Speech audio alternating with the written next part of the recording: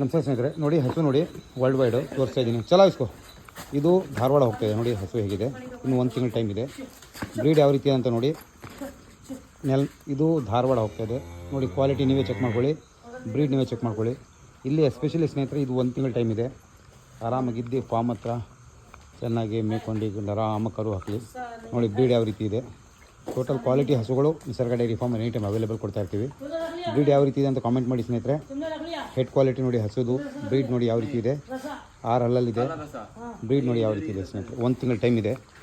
ಪ್ರತಿಯೊಬ್ಬರಿಗೆ ಹೇಳ್ತೀನಿ, ಸ್ವಲ್ಪ 1 ತಿಂಗಳು 15 ದಿನ 20 ದಿನ 1 ತಿಂಗಳಿರೋ ಹಸು ತೊಗೊಳ್ಳಿ.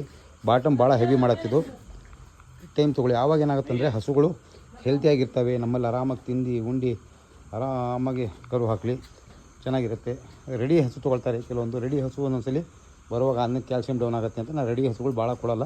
ಭಾಳ ಡಿಮ್ಯಾಂಡ್ ಮಾಡಿದವ್ರಿಗೆ ರೆಡಿ ಹಸು ಕೊಡ್ತೀನಿ. ನೋಡಿ ಹೇಗಿದೆ ತಳಿ ಬಗ್ಗೆ ನೀವೇ ಕಾಮೆಂಟ್ ಮಾಡ್ಬೇಕು ಸ್ನೇಹಿತರೆ.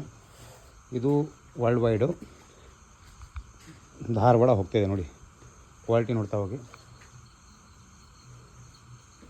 ಕ್ವಾಲಿಟಿ ನೋಡಿ, ನೀವು ಇಷ್ಟ ಆಗ್ತಿಲ್ಲ ಲೈಕ್ ಮಾಡಿ ಸ್ನೇಹಿತರೆ. ಯಾವಾಗ ತೊಗೊಂಡು ಏನೇ ಬಸ್ ಲಗಿದೆ.